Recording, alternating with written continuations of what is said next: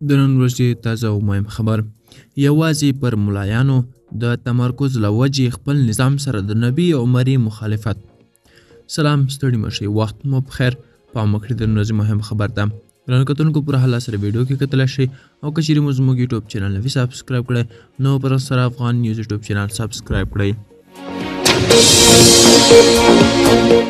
د طالبانو د کورنیو چارو وزارت لومړي مرستیال او د حقاني شبکې غړي د خپل نظام اوسني شکل سره چې ټول تمرکز یې پر مولا او د په وینا په مجاهد دی انتقاد وکړ.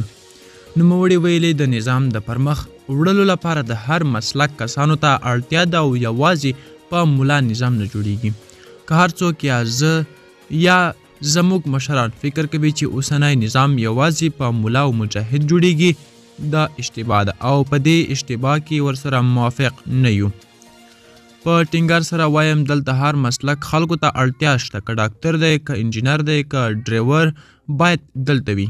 ګرانو کتونکو دا و چمتو کلی خبر، تر بیا ښې چارې ښه وخت.